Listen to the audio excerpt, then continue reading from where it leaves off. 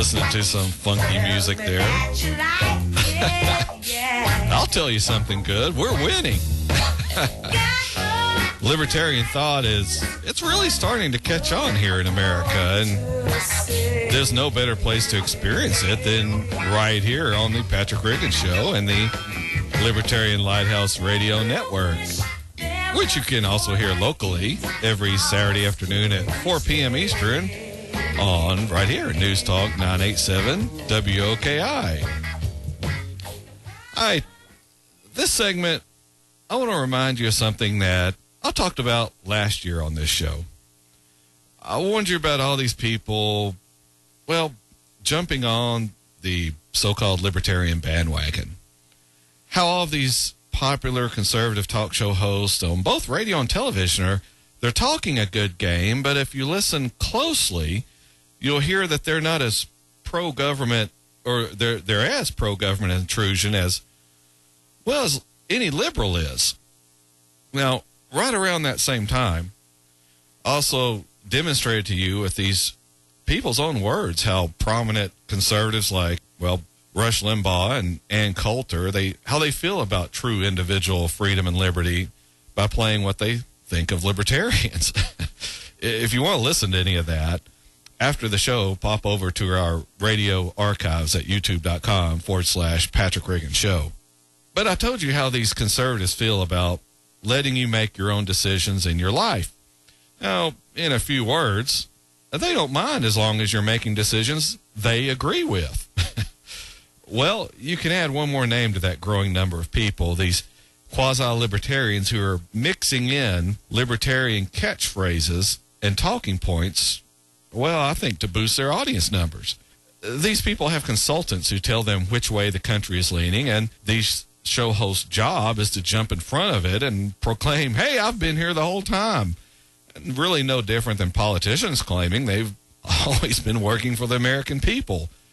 They watch the polls and then all race to use whatever talking points that seem to be popular and attracting a lot of support at the moment.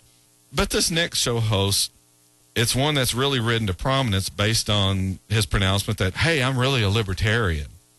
I believe in those principles. So you should listen to my show and watch my television network. For those of you who haven't guessed by now, well, it's Glenn Beck. And for the most part, I've pretty much left him alone because he's been preaching a pretty good sermon. Even, I suspected you didn't believe it. The problem is these conservatives will tell you they're libertarian, but then mix in some government solutions to non-existent problems. And people who don't know better start thinking, hey, that's part of libertarian thought as well, when it's not. They'll say, see, I believe all this spying needs to end, but we still need to fight Al-Qaeda wherever we can around the world, especially this last week during the 9/11 memorials. Hey, it sounds good. It makes people think they care, but it isn't getting us closer to true American freedom and liberty. It's just trading one sort of government control for another. And the problem is that governmental control, not one flavor or another, not Democrat or Republican. But anyway, I wanted to play this real quick. Mr. Beck made this announcement about America and then proceeded to make press release after press release to tout this revelation. And here is a quick clip from the show where he mentions that. We have lost our superpower status this week. Write it down in your calendars, because this is the week that America lost its superpower status. There's so much respect. Yeah, he had someone else there jumping in, but he was going on and all about this, and this is all because Russia has taken the lead in getting Syria to turn over its chemical weapons. Not us, but Russia. This has had all the conservative commentators in an uproar, and not just Glenn Beck. They're all screaming how we've lost all of our prestige and credibility in the world, that no one respects us anymore, that all these other countries are laughing at us. And I just have one question for these people. Please tell me where in the Constitution that every one of you have said over and over that you defend, tell me where it says we are to be a superpower and police the rest of the world. Can you find that in there for me, please? Can you find in the Constitution where it says we are supposed to fight for the freedom and liberty of people outside the United States. Sure, it sounds like an admirable goal if you don't think about it too much, if you don't consider all that entails. If you get all caught up with the rah-rah of, we're America fighting to free the world from tyrannical rulers. You mean like governments that spy on their citizens? You mean like governments who monitor every aspect of their citizens' lives? You mean like governments who kidnap other human beings from their home countries, ferret them off to an undisclosed location in another part of the world for torture, questioning?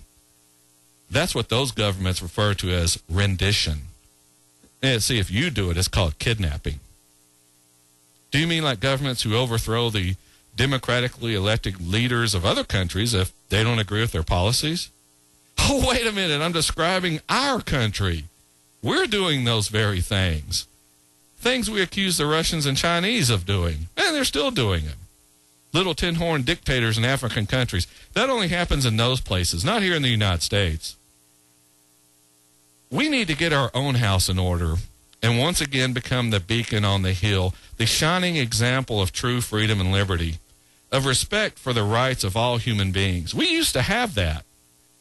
But as our government has sought to consolidate its power in Washington, our freedoms and liberties have disappeared at an equally rapid and alarming rate. And most Americans sit out there and let it happen. They're watching the puppet show. They're allowing themselves to be entertained while the pickpocket called government works the crowd, taking not only your wallet, but your freedom as well. And just like the puppet show, by the time you realize what you've lost, it's too late to try and get it back. The pickpocket has left the building, leaving you penniless and without freedom.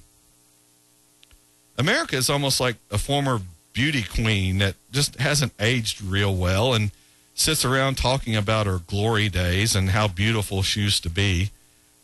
And this is the whole problem. We've lost that luster. And the founders of our country didn't want this. We're sitting here not 200 and some odd years later after they've formed this country, and we've allowed it to go to pot. We've allowed our magnificent country to be spoiled by some bad apples. Some people who did things for their best interests and not our country's.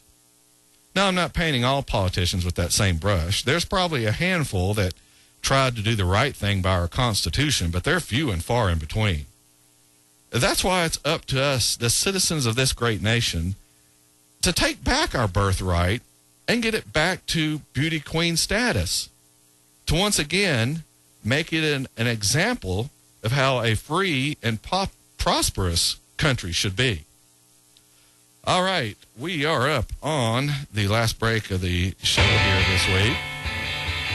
We've covered a lot, and we'll get to as much as we can back when we come back in this last short segment. This segment is always just too short. Well, this whole show is, for that matter.